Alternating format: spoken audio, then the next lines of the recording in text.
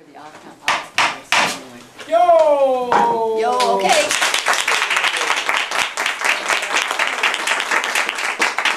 Good evening, ladies and gentlemen, fellow Toastmasters, and honored guests, and viewers at home. My name is Rhonda Whitaker. I'm the Sergeant at Arms tonight, and I'm here to introduce our past president, Satish Sabapati, who will be our Toastmaster tonight. Thank you, Rhonda. Good evening and welcome all once again. The mission of every Toastmaster club is to provide a mutually supportive and a positive learning environment in which every individual member has the opportunity to develop oral communication and leadership skills, which in turn foster self-confidence and personal growth. If that's what you're looking for, you're all in the right place. Yes. Now, I see a new member here or guest here. Would you like? Hi, good evening. I'm here to support my friend Alex. He's going to say a few words at the end of the meeting about his world champion. He's going to break some records. So I'm here to support him.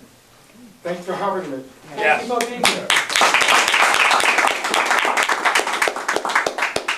Just wanted to acknowledge Stephen was one of our guest speakers for one of our significant key events here as well. So welcome to see you. Good to see you back. Thank you. And we have another guest here. Oh, I'm not Here here. as well. Okay. Okay, now, over there. Would you like to introduce yourself and tell Certainly. us what brought you here? My name is Stan Kens, and I'm related to several people here, and I'd just like to come and encourage them to do a wonderful job for their own evolution. Thank you very much. I'd like to turn the meeting over to our Toastmasters, Dan Craig.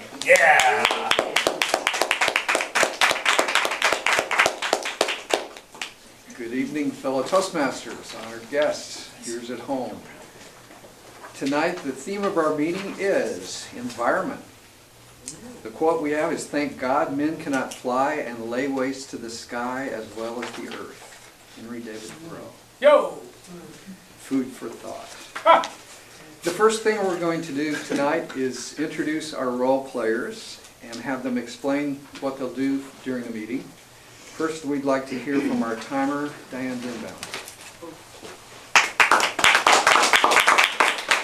Good evening, everyone.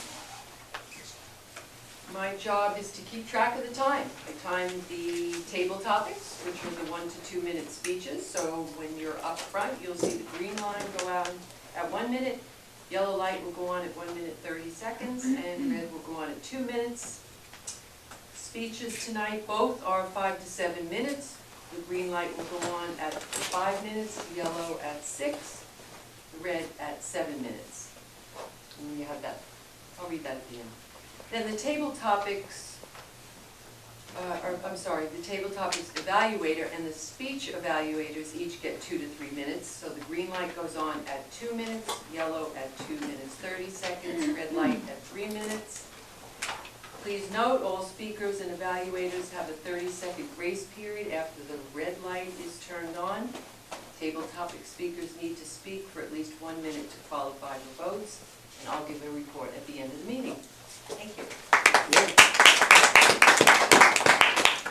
And now let's hear from our counter, Gene Hamilton Craig.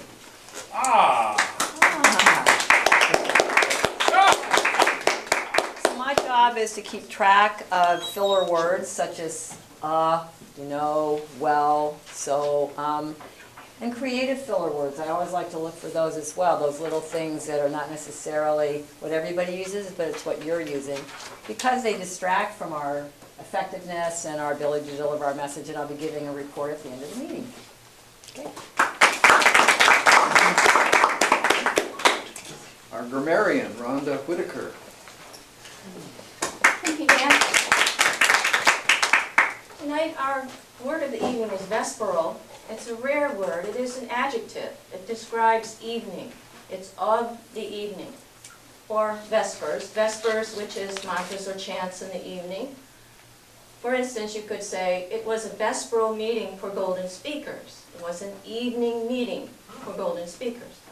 Or perhaps those birds that fly around at night over the buildings in town, it's a vesperal bird. It's an evening hunter.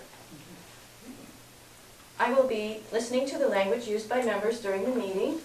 I will record exceptionally good use of grammar and exceptionally bad use of grammar and make suggestions for improvement. And I'll give a brief report at the end of the evening about what I heard and observed.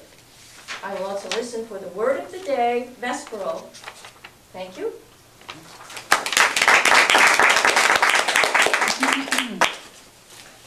We're going to move to our first section of the meeting, which is table topics. Our table topics master is Rhea Saint, and we are throwing her off the deep end because she walked in the door without knowing it. So it'll be something of a table topic for her to come up here and run this for us. Rhea, please come.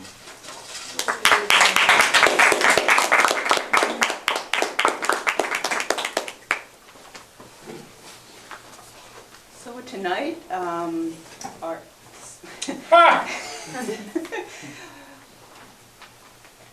we will have sort of a grab bag.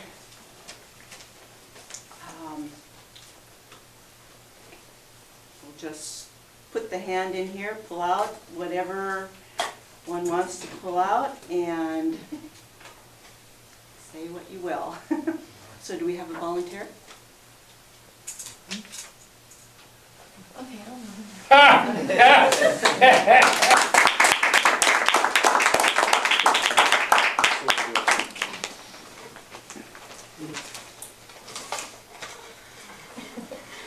Wow.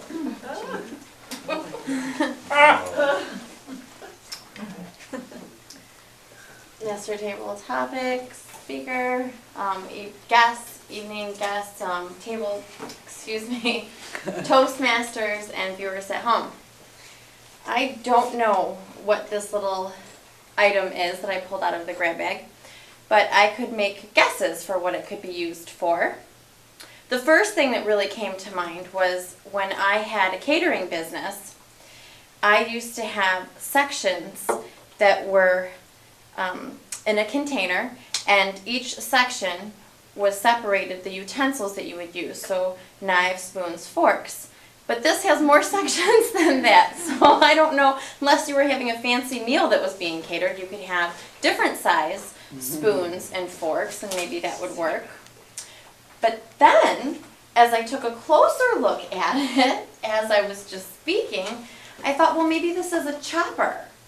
Maybe you take this and you're cutting up some onions or a tomato or peppers, and you can actually chop away with a vertical motion at whatever it is that you want to dice, and that's an efficient way to cut it up for you. Does anyone have one of these at home? I do. You do? And what do you use it for? Different colors. 4, so you can double fist it then. Exactly. And you can have an assistant. With Very the whole family, the whole family. And is that what you use this for? Is this a chopper? Yes. At your home? I don't have one, but do you recommend them then? They're wonderful. You've got 4, so I would take that as a strong We eat recommendation. a lot of vegetables. So if you're impressed with the use of this, or maybe the suggestion, then I invite you to have one as well. And you could perhaps use it as a breastfeedable meal. Oh, yeah. All right.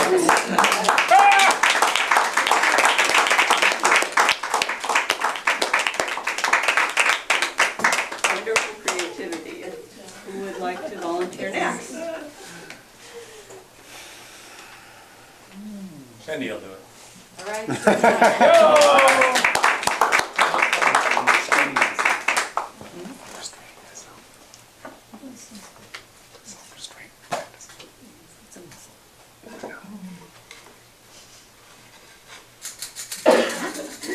Oh, yeah. Oh, yeah.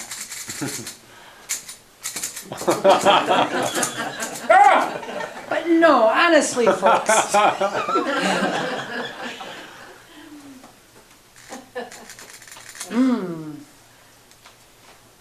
Yes, this is an ice cream scoop, but I can think of some other things I'd like to scoop with it. Watermelon. Watermelon. Muskmelon. It's kind of big for a strawberry scoop, but I've seen some pretty giant strawberries lately. What's your favorite ice cream? Strawberry. Strawberry. Yours, Rhonda. French vanilla. Ooh. How about yours? My favorite ice cream, I think it's gonna have to be like chocolate mocha almond fudge. My heart just melted. Yep. The good resourceful strawberry mocha chocolate scoop. Thanks very much for your participation this evening. Madam Table Topics Master.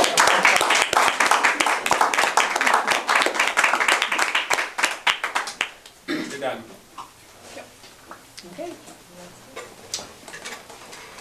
We'd like to vote for best table topics. Thank you, Rhea.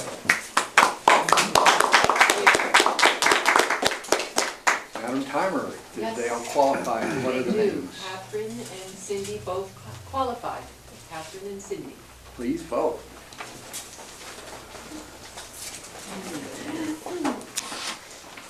We are back.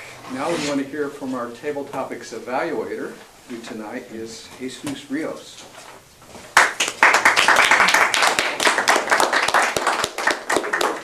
Master. What kind of master? Good evening, fellow Toastmasters, honored guests, and viewers at home. My name is Jesus Rios, and I'm going to give what is my opinion of the table topics participants, starting with Catherine. You came up, you greeted the audience, which is a protocol of Toastmasters. You came, shook hand, and your body language obviously conveyed to us that you wanted to pick something without looking, just the way you turn your face around, and with such a grace, and it's just funny. You have such a personality, and just coming up here, you come with great confidence, and that shows you're a likable person.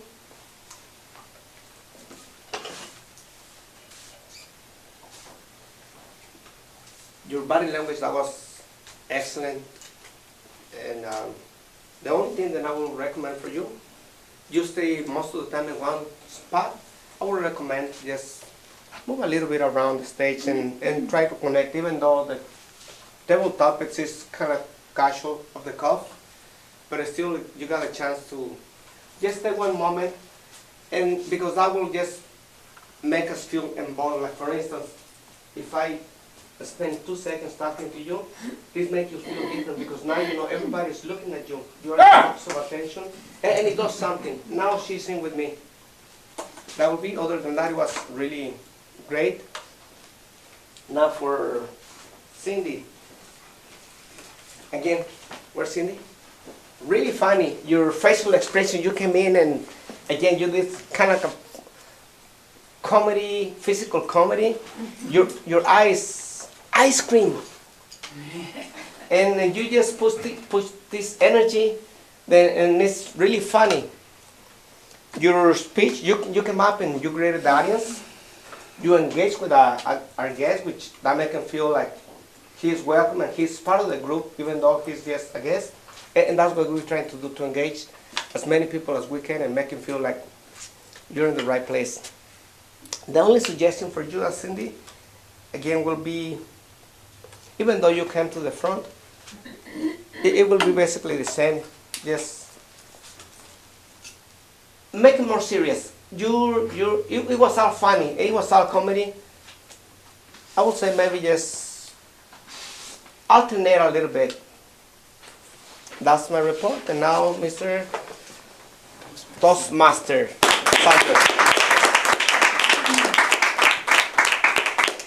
Thank you, Jesus.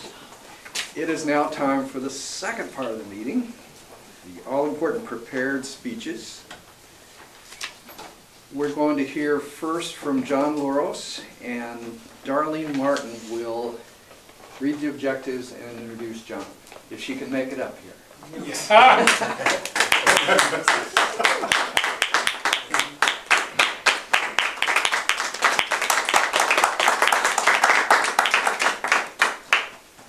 Thank you, Mr. Toastmaster. I fell down some steps, so I'm a little handicapped today. Fellow Toastmasters, guests, and viewers at home, John will be giving a versatile speech. Where is she? Rhonda, where is she? We'll tell her. Walk on the door. Okay. He is going to be giving Competent Communicator speech number 6 on vocal variety. The title of John's speech is, It's a Wide World of Wonders. This is a story of John's first trip out of the country, not counting a high school band trip to the Canadian side of Niagara Falls. John discovered a world wonder that he did not know existed or had ever heard of before. This is his 2-week trip condensed into 5 to 7 minutes. John, we welcome you.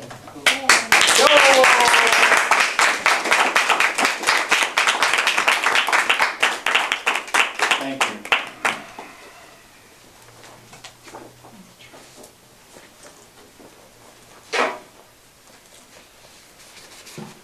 Good evening, Toastmasters, honored guests, and viewers at home.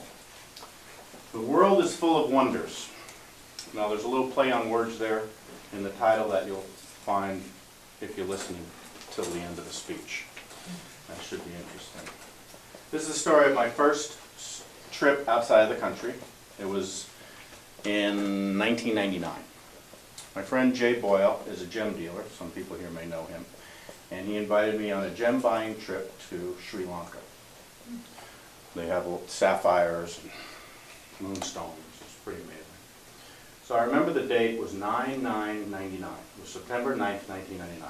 Now the date was significant because if there are any programmers here, they know that that was right before Y2K, and 99 means end of file. So this was like the first test of whether or not the world was going to end at Y2K. The planes were empty. There was no one on the planes because people did not want to fly on 9/9/99 because they didn't want the planes dropping out of the sky. So it was good for Jay and I because on the flight from Seattle to Tokyo, we were able to stretch out on seats and sleep. Normally, the stewardesses said that this flight is always packed.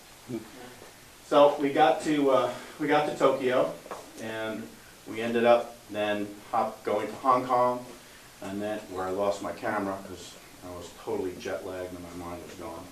And then we ended up in Bangkok. Now, has anybody been to Bangkok? Bangkok is an amazing city. There is so much going on. The traffic is incredible, and it's left-handed traffic, meaning it's like English. So you go out in the street and you look one way to see if traffic's coming, it's coming from behind you. So we're trying to get across streets there, and you have buses and trucks and tuk-tuks and motorcycles and bicycles. And what I found was the best way to cross a street in Bangkok is to find the oldest Thai grandmother that you could find, just wanted to cross the street with you, and stick right to her, and when she stepped off the curb, you just stuck right with her, and you ran across the street. And it worked every time. When we left Bangkok, we took a flight to Sri Lanka. It was a vesperal flight. And we landed in Colombo, which is the capital of Sri Lanka, at night, and we were met by a bodyguard of one of Jay's friend gem dealers. We drove into Colombo, which was about a 10-mile drive, and there were military checkpoints as we're driving through. Every couple of miles, you'd have to pull over, and there were guys with rifles there, and they'd look in the car. And Jay and I are saying, what is going on? We get into the city of Colombo, and there's burned out buses, burned out streets, and we're looking at each other. We can't understand what's going on. We get to the hotel, and there are actual machine gun nests in the parking lot. What we found out was there was a revolution going on the island. The Tamil Tigers controlled the northern part of Sri Lanka, and the rest of the Sri Lankan army were fighting them. But we were freaked, and the next morning, we wanted to get out of there, and we go downstairs to the lobby, and in the light of day, it wasn't so scared. I mean, there was just, regular life was going on. It's amazing what can happen when people get used to what people get used to, machine gun nests, and it was interesting. So we hired a driver to go out to the sapphire mines. And a couple of days into the trip, this is where we discovered a wonderful world of wonder and a world wonder.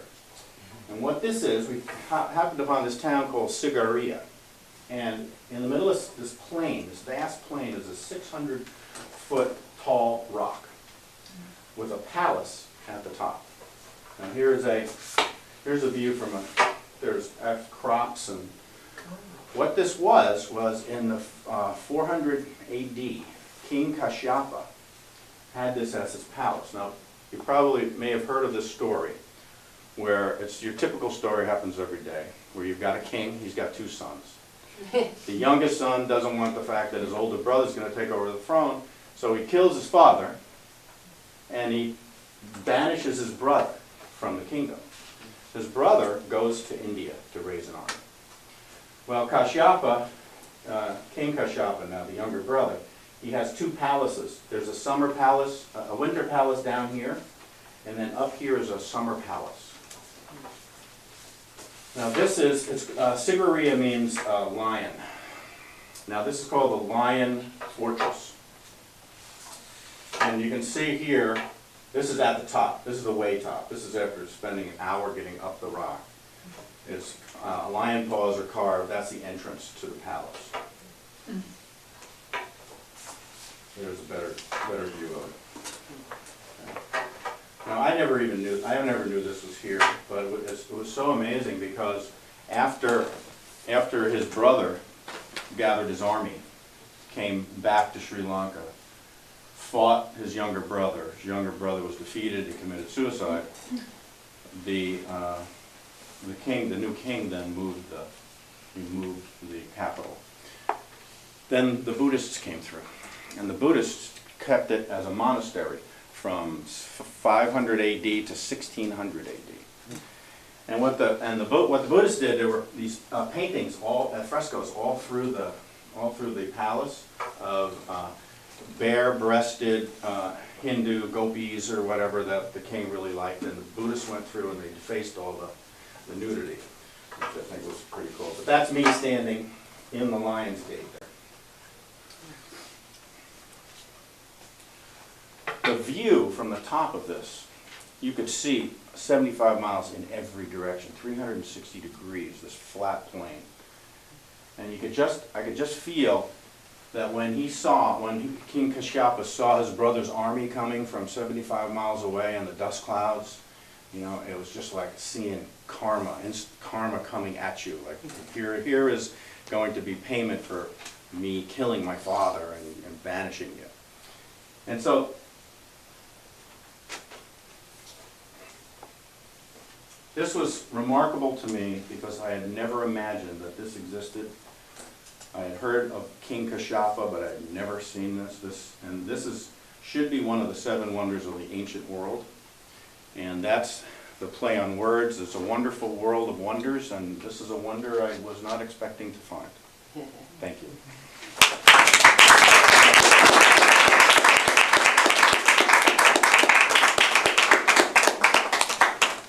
Let's take 2 minutes to evaluate the speaker. Our next talk is going to be by Ryan Olson. His evaluator is Rahul Vats. Rahul, please read the objectives for Ryan and give his introduction. Thank you.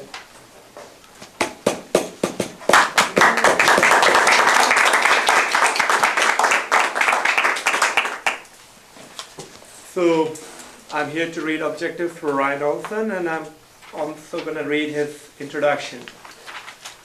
First, let me read his objective. He's going to do the Competent Communicator project number 2, which is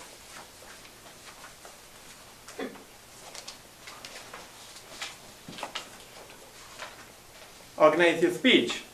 And the objectives are: select an appropriate outline which allows listener to easily follow and understand your speech. Make your message clear with supporting material directly contributing to that message. Use appropriate transitions when moving from one idea to another, and create a strong opening and conclusion. His time would be from 5 to 7 minutes. And here is what Ryan had for me as his introduction. Ryan Olson, MA, is a keynote speaker and a concerned citizen of the world who resides in Fairfield, Iowa. Mr. Olson recently invested more than 20 hours in self-educational research on the World Wide Web. Over there, he learned some amazing truths about the current use of nuclear energy, and in the next 7 minutes, he's going to share with what may save your life. So please pay attention. With that, to all the Toastmasters, guests, and viewers at home, here I am presenting to you Ryan Olson.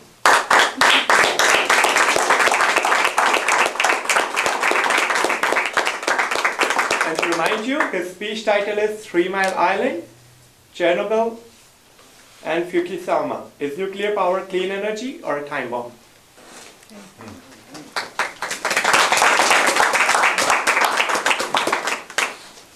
Mr. Toastmaster, honored guests, fellow speakers, viewers at home. I would like to share with you some very important information that, as I was at home having a vesperal discussion with some friends, they were talking about and asking questions about Fukushima that happened a little over 2 years ago.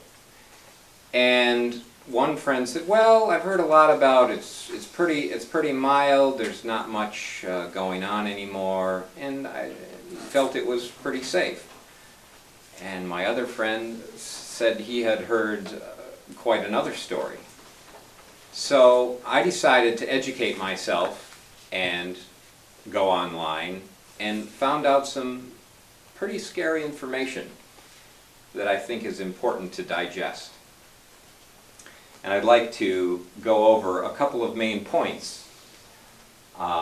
Number one, is nuclear power clean energy? Number two, is it also possible that it's the most unsafe thing that humankind has ever dreamed up? And number three, what can we do about it? So, a lot of people approach this with the idea that nuclear power is cheap and safe and is the answer to less CO2 pollution. But when you start to look at the details and break it down, what actually shows up is that that's a huge lie being sold to us.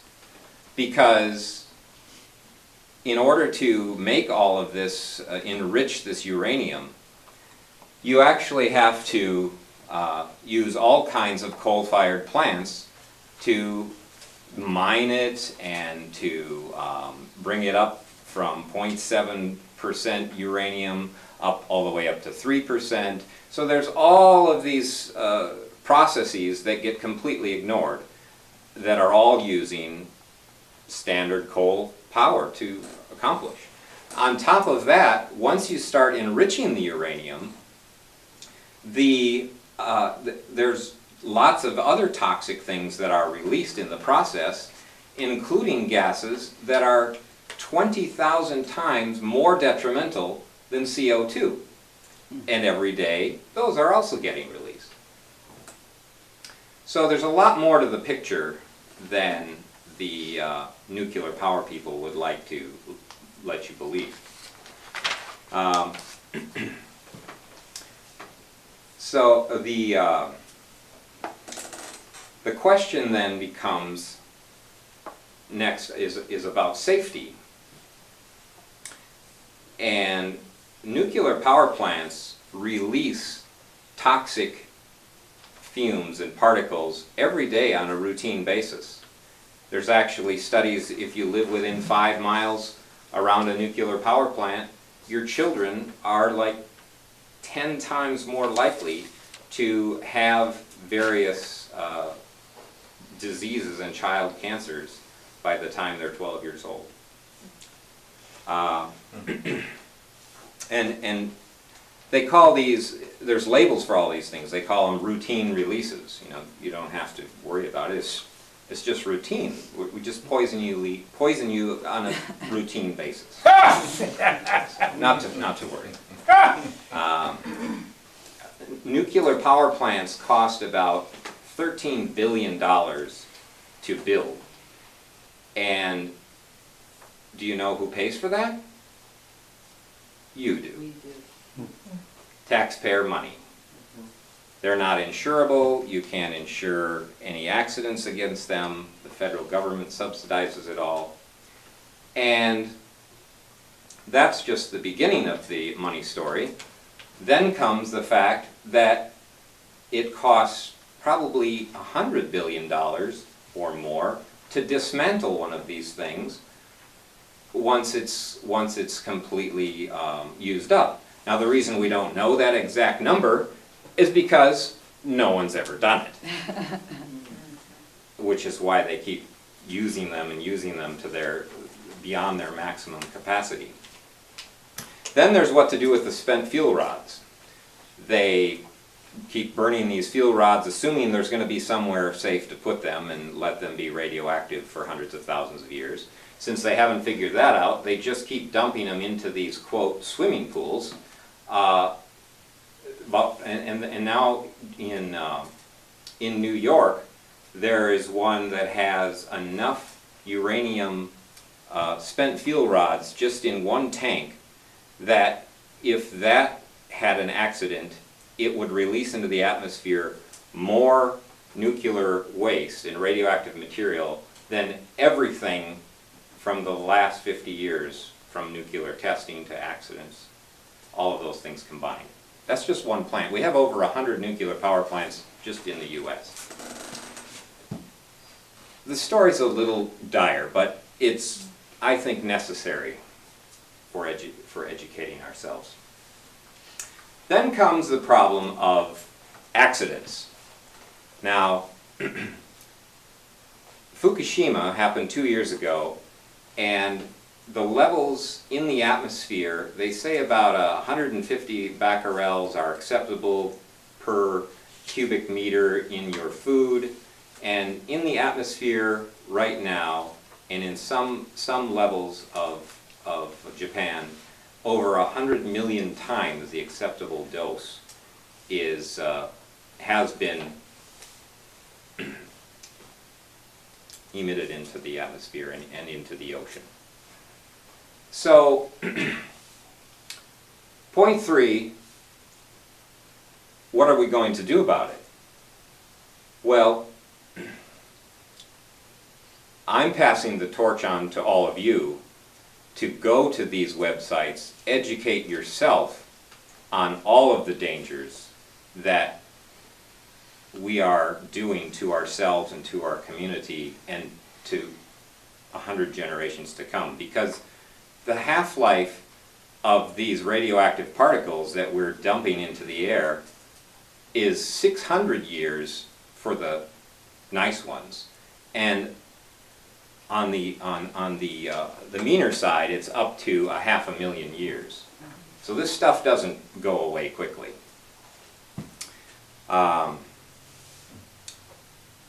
So I'm passing the torch to you to save yourself, save your children, and you just might save 30 million other species on the planet in the meantime. Thank you.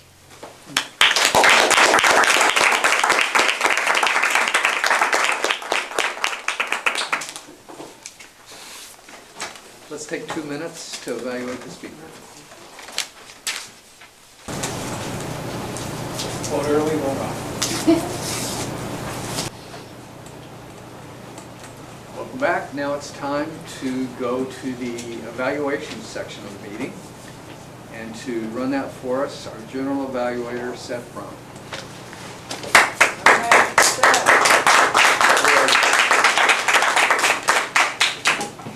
As the general evaluator, it is my job to organize the feedback for the meeting. And to begin the evaluation portion, I get to welcome up our first evaluator. Evaluating John Loros, we are going to hear from the wonderful Darlene Martin. Yo! Darlene.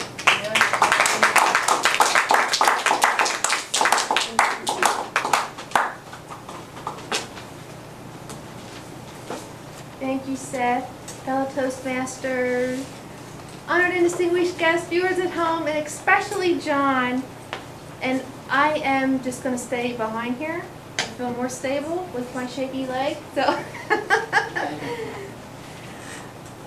what a wonderful journey and adventure you took us on, John. I'm going to just read through all the topics here. The first one is topic selection, and the purpose of his speech was vocal variety. And I felt like the topic that you selected really did facilitate vocal variety. The second is volume.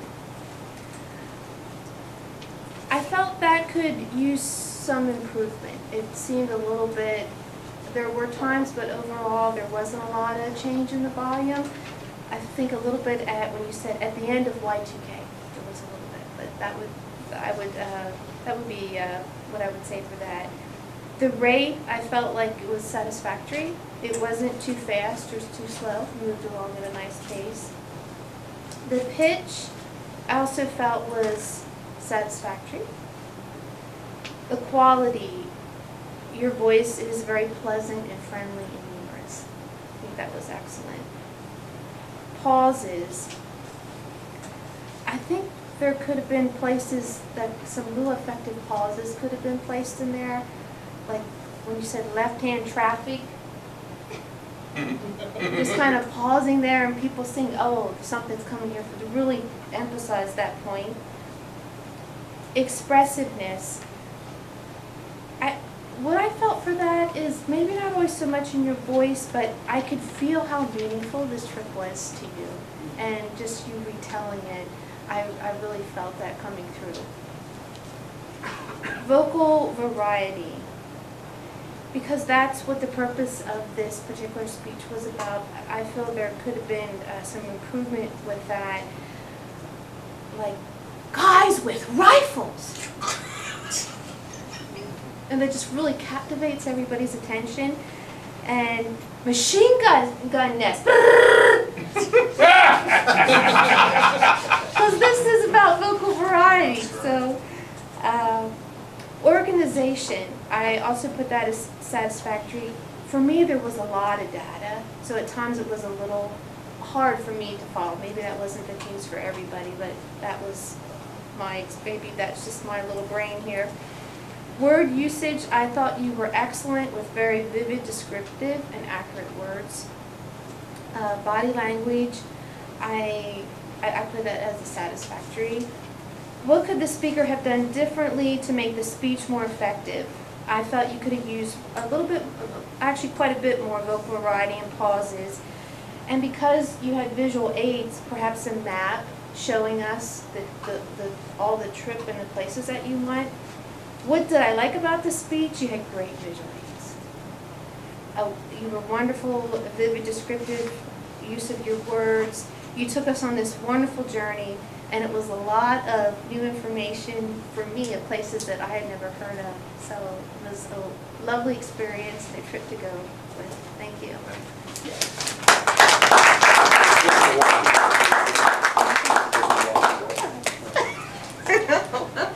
He's going to walk me back to my seat. What a gentleman. I'm just going to hold your hand. Oh, yeah. I want to tell you something. I hope you understand. Next up, we're going to hear from Rahul Vatz, who will be evaluating Brian Olson's speech. Yo.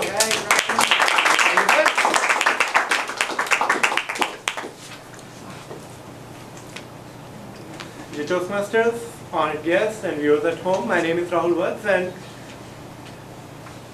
very specific. Right.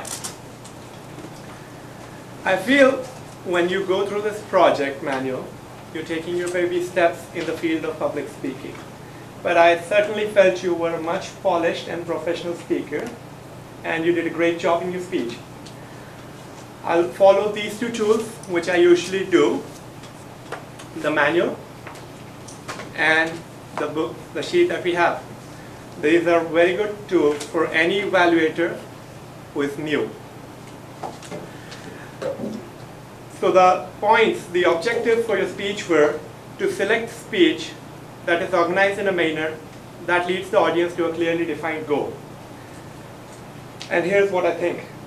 Your speech value, I think that was very significant, and especially on the eve of World Environment Day. June 5th is World Environment Day. It was a very relevant talk, and everybody over here can feel. So it was an excellent speech and with a lot of value. Your preparation, that was very clearly visible, and you had handouts to be given to all the people. I mean, great, just great, they're awesome. Your organization was very logical, very clear. Opening. I felt you had a great talk, which could have had even significantly stronger opening. You could have had captured the attention of the audience by saying something which makes us think as to what the drawbacks of nuclear energy are. So I gave you satisfactory, more than average, good, but not excellent. Body, your body fluid, just great. You went through, there was proper connection between your organization, each fact linked, people were able to understand what you're saying, so that's great. Conclusion, same thing.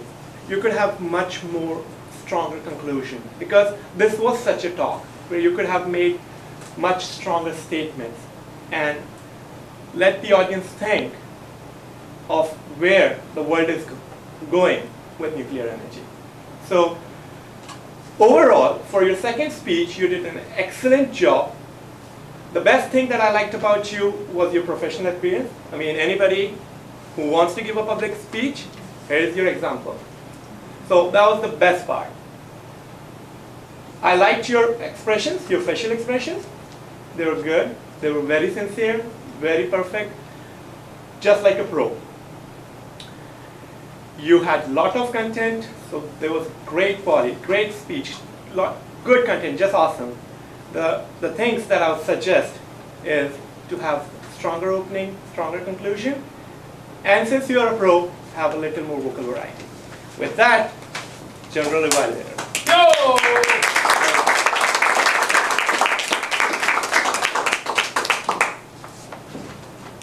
Madam Timer, did both of our evaluators qualify? Yes, they did.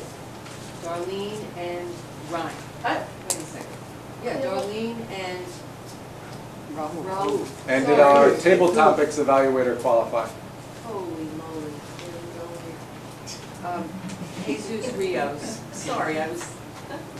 So they all qualified? Everyone qualified. They all qualified. It has been decreed that all have qualified. You may vote for your favorite. Jesus, Raul, and what's her name? What's her name over there? Who is it? Darlene. Yes, that's right. Kimpy. Jesus, Rahul, and Darlene, vote for your. And we're back. It's that time of the evening where we get to begin to hear from our role players so they can report on how the meeting has gone. It's the aperitif of the meeting, the digestive aid to our meal and appetizer. Yes, and it will be Diane who's going to start. I was thinking we were having a psychic connection there, but apparently we weren't. Diane Denbaum as the timer. Please give us the timer. Yay! Thank you very much. Table topics. Catherine, 2 minutes, 2 seconds. Cindy, 1 minute, 16 seconds. For the speeches, John Lauro, 7 minutes, 16 seconds. Ryan Olson, 7 minutes, 28 seconds. The table topics evaluator went for Jesus, went for 2 minutes and 43 seconds. Darlene, as a speech evaluator, went 3 minutes, 29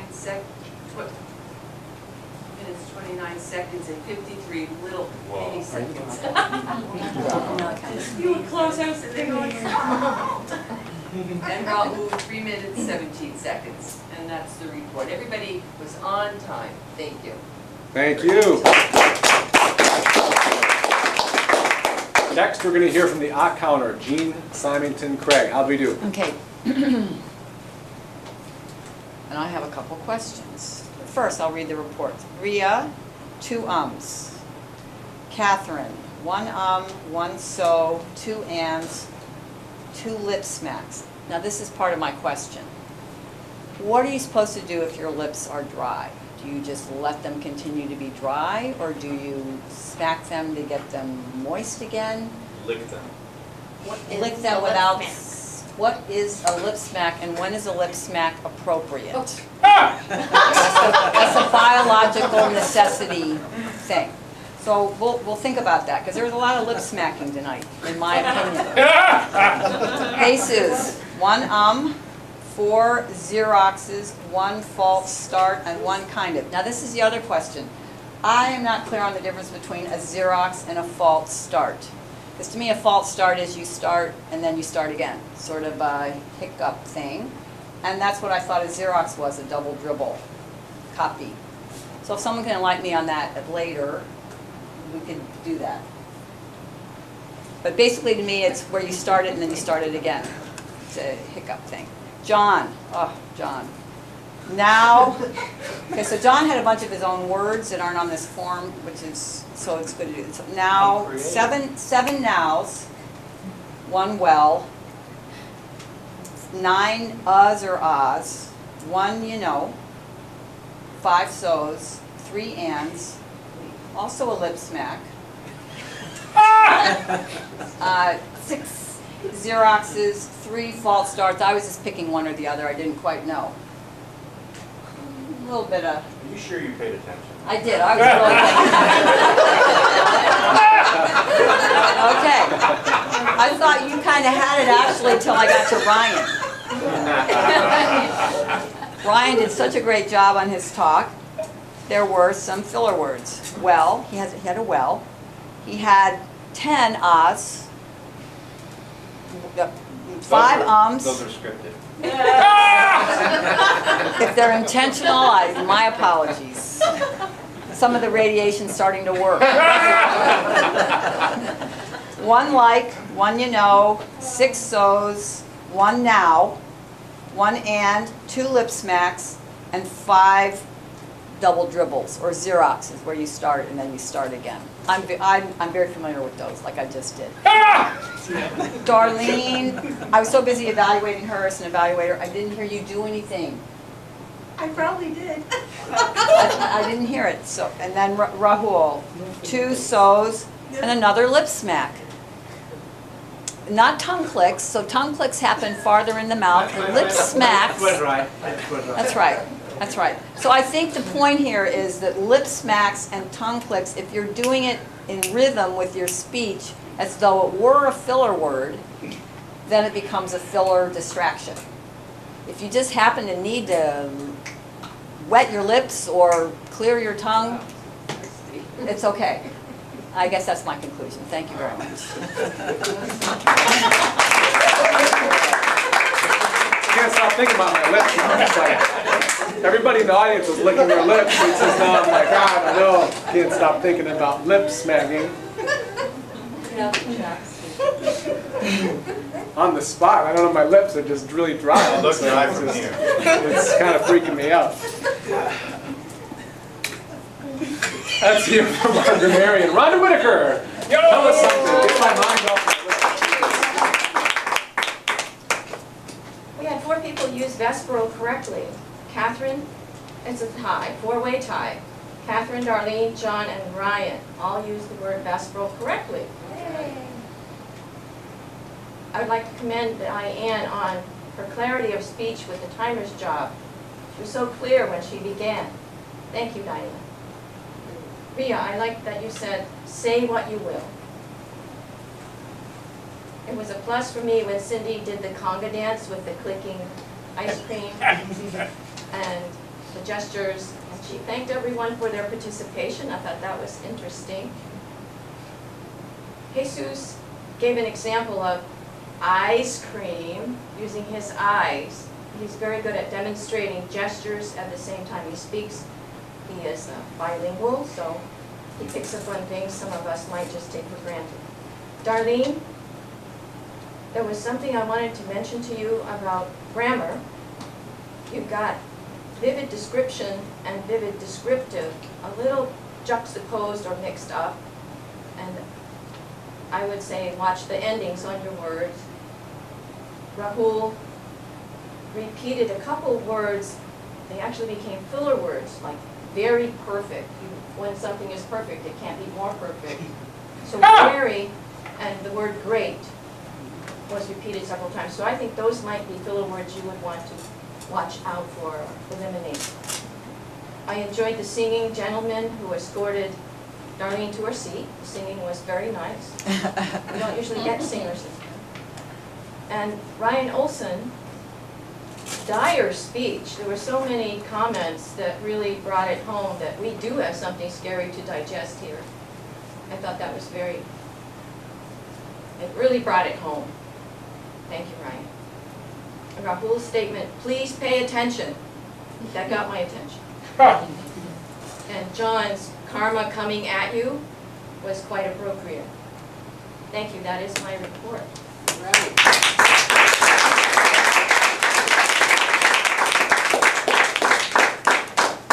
And we have a 1-minute report from our joke master. He's going to bring some humor. Rahul Bhatt. Well, I thought the theme environment, people would pay attention at. Tomorrow is World Environment Day, if you know. It's June 5th, World Environment Day. And we're laying waste to our environment. You know, we're killing the environment. We're making it die. Speaking of death, I remember a joke that I shared in one of my speeches, so some of you might already be familiar with it, but here it is. I don't want to die like my grandfather. No, actually I want to die like my grandfather. Happy, peaceful, and in sleep, not like the passenger in his car. That's the joke.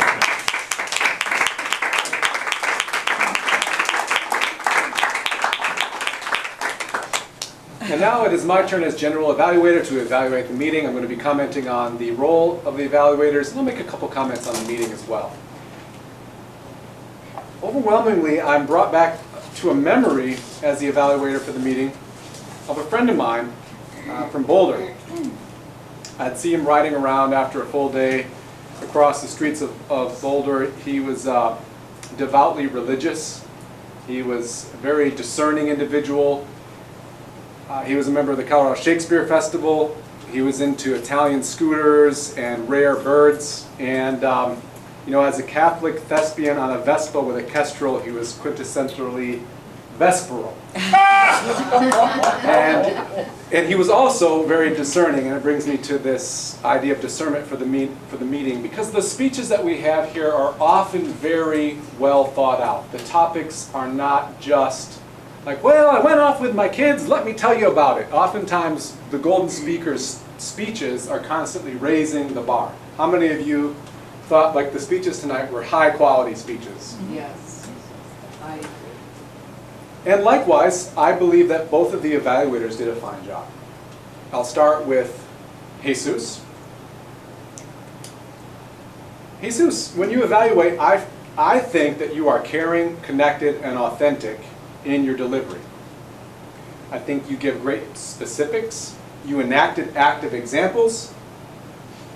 You gave the example of eye contact. You looked at Rhonda, and you made that example for Catherine. So you acted it out. And you acted out the physical comedy for Cindy to show what you liked. If I were to give you one thing that you could do to improve, like you gave to both of the speakers, it would be to find ways to give discerning feedback on the content of the speeches, not just the delivery. Because I think you really know delivery very well. And I think for you to improve on your content, it will help you to begin to look how you can evaluate other speakers' content. Darlene, speaking of connected, caring, and authentic, we'll just add to that warm and fun. That's how you began, that's how you ended. You gave great feedback that was specific to the speech at hand. How many of you thought that the vocal variety feedback that Darlene gave to John was accurate and right on for that project? And John raised his hand as well. If I were to give you an improvement, when you demonstrated to John to improve your vocal variety, I really want you to improve your vocal variety! You know, give me some real vocal variety. I think you can improve on that. I can do it! Yes! You can do it. Stretch it out. Let it breathe a little bit up here with your voice.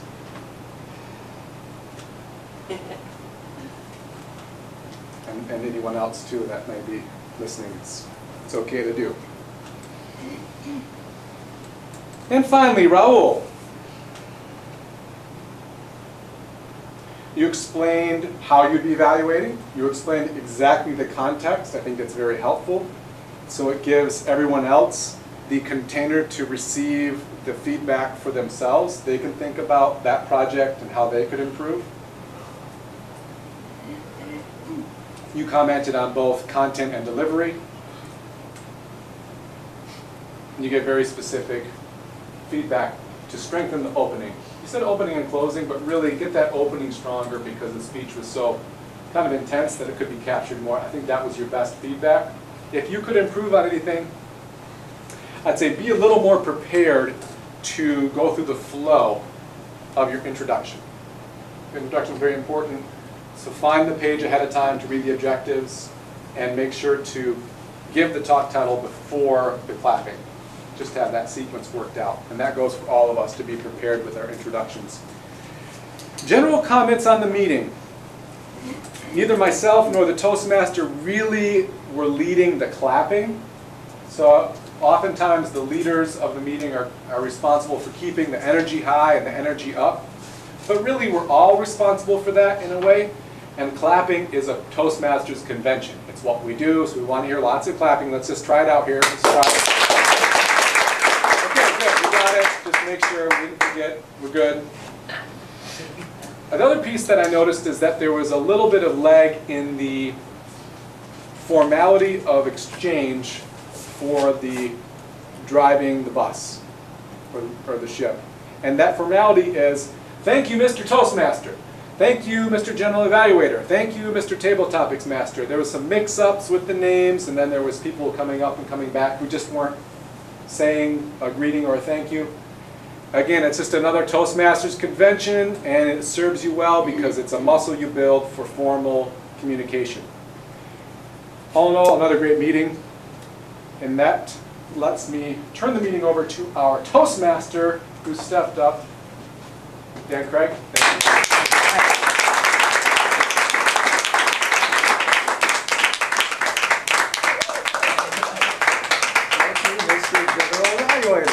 Yeah. And now it's the awards section of the meeting. So we need appropriate drum roll. Best table topics, Catherine Tibbs.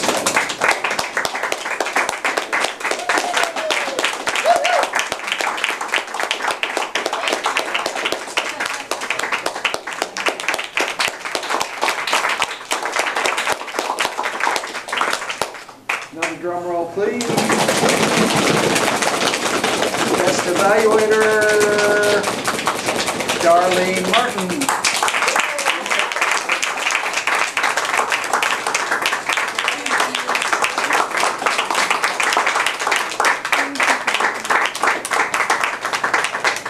And finally, one more drum roll. Best speaker, Ryan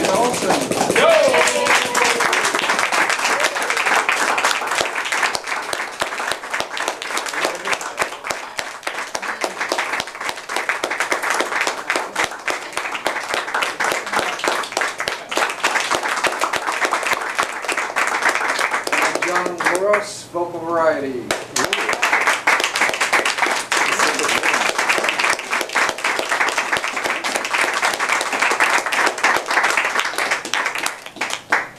We have 3 remaining items on the agenda. Next is officers' election. Is Diane going to run that section? Yeah.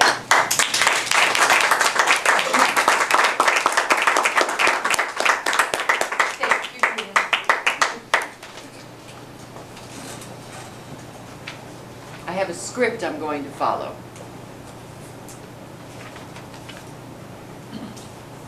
I'd like to bring to the group and to the table the nominating committee report.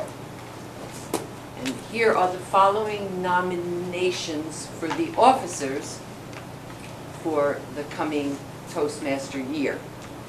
President, Rhonda Whitaker. Vice President of Education, Dan Craig. Vice President of Membership, Raul Watts. Vice President of Public Relations, Darlene. The Sergeant at Arms, Vera Rhodes. The Treasurer, Art Atkinson. Secretary, Catherine Kentz. And so what I need now is a call for a second to this motion by one person. I second that motion. As I say, I'm following the script. Are there any more? Oh, thank you. Now, I just want to make sure, are there any other nominations from the floor?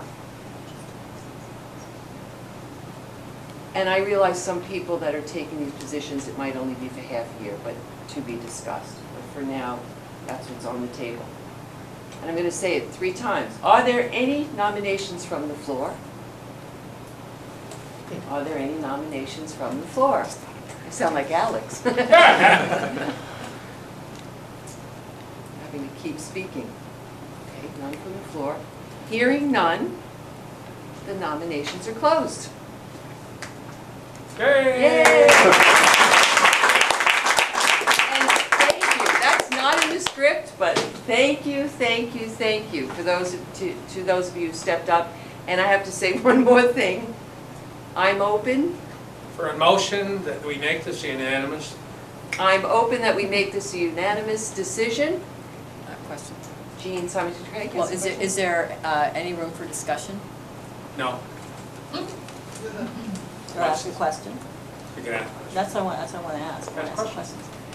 Yeah, so and I'm presuming this is the case, but have all the nominees accepted the positions? Yes. I know Art's not here and he has been the treasurer, so he's agreed to go ahead and do it again? Yeah. Okay, great. I've got everyone's permission here.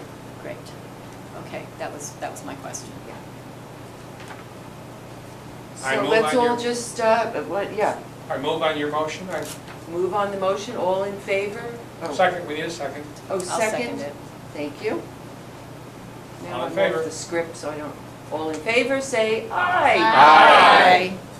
Thank you. All opposed, That's it. say All nay. opposed? All opposed, say nay. Motion passed. Motion passed. We have new officers. We have new officers.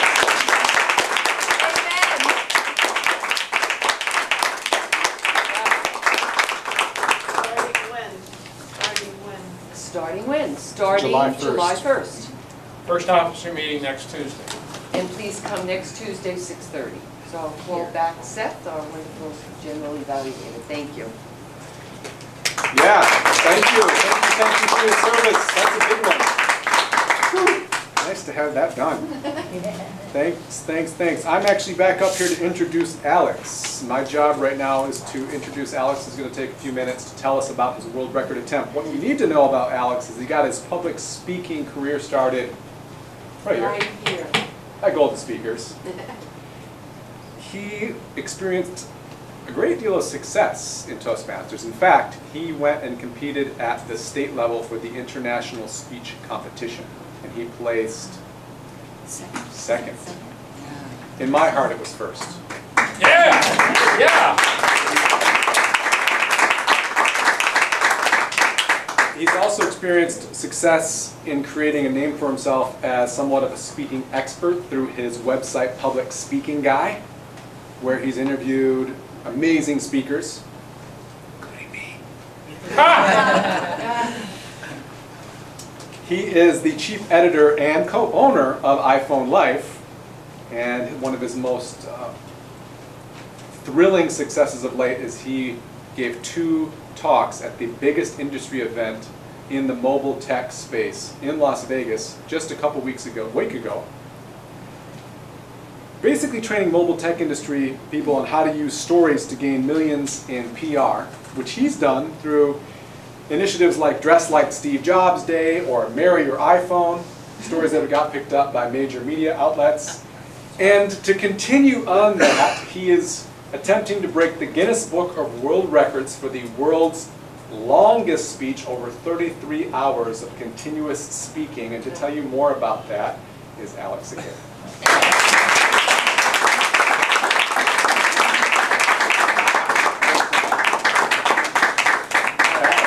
I think you said it all. I don't have to say anymore. And I have to save my voice, so I think I'll quit right here. It's good to be back. Good thing the out counter is not happening in this part of the meeting. I could do it if you want. This stage is very familiar to me. It was just over 2 years ago that I walked onto this very specific spot and gave a 6.5-minute speech in the hopes of being the world champion of public speaking. And I didn't make it, but I got very far, and it did kickstart my speaking career. And it was a week ago. I was in Vegas at this conference. It's the largest mobile conference in the United States. Huge opportunity. I got to give 2-hour-long presentations, 40,000 people in this conference, not all of them at my talk. In fact, I had a little stage of about 50 people or so. But it was a fantastic event, and I couldn't have done it without the start that I got here in this club. So I'll take that moment just to say thank you. Yo!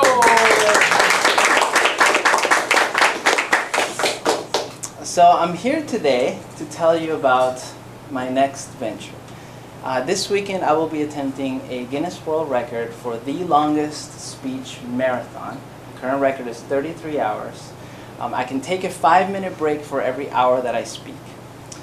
I just have to keep it up for 30 plus hours. When you count the breaks, it ends up being about 37 hours, the whole thing. But like any great thing that we try to do in life, we can't do it without help. And this whole thing for me has been a huge lesson in being able to ask for help. I'm the kind of person that just likes to do a lot of things on my own. For this, I really can't do it on my own. I need help. So I've been asking people for help. And that's been a huge growth opportunity for me. And I'm here to ask for help once again. So according to Guinness, I need to have witnesses who are familiar with speaking. Do you guys know anybody who would be familiar with speaking? So the witnesses need to be familiar with speaking, and I need to have at least 2 at all times. Now, so far, Seth has been kind enough to volunteer, and Rahul has been kind enough to volunteer. If they are the only 2 witnesses, these poor guys will have to stay with me the whole time. Okay? So I'll take any help that I can get. If you guys want to come even for like an hour, the event starts on Saturday at 11 a.m. at the Fairfield Convention Center, and it ends, if everything goes according to plan, if I follow the schedule exactly, I will break the record at exactly 11:30 p.m. on Sunday. Okay. So anytime during that whole weekend you can come. The best time will be 3 a.m. I'm saving all my best content for 3 a.m. In fact, bring a sleeping bag. Make a slumber party out of the whole thing. You know, just hang out with me. So any help that you can give me, even being there for a little bit, I appreciate it immensely, and it would make it that much easier on these guys. Do it for these guys. Look at these faces.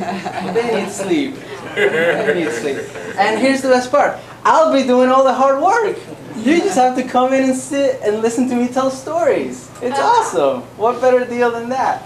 June 8th is my birthday, so I'll be talking about my whole life, and that will be the theme of the talk. So if you want to help, please, I hope you do, talk to Rahul. He's going to be organizing all the speakers that are going to be coming in and out. Thank you so much for your time. before we leave, I just wanted to mention that about, what was it, 3 weeks ago, this was all going to happen in Houston. Yes.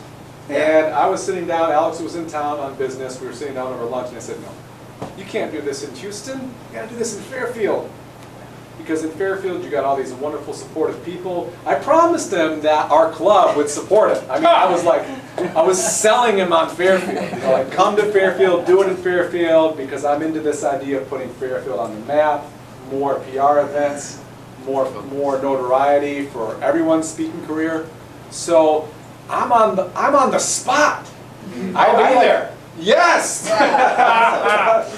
So I kind of put myself and this club out there for Alex. So I am hoping that we'll step up to the plate and show up there, even if you don't say, I don't know if I can commit to being a witness, but just come to the convention center over that time, support, give them some energy. But if you can, we do need 2 witnesses who know about speaking. So come and see Raul. It can just be a fun part of your day. Bring some friends.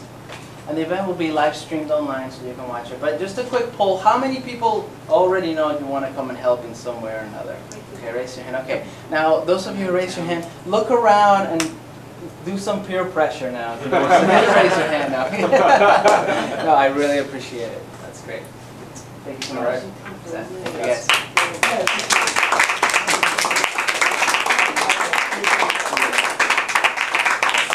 He did. Alex changed his whole plan and he was going to do it at the University of Texas. He had a whole strategy there, and he changed it all because he wanted to do it in Fairfield because he knew he would get more emotional, physical, mental support. Really, that's the truth. And now it's time for me to turn the meeting over to our past president to hear from our guests and have closing comments to close the meeting. Yo!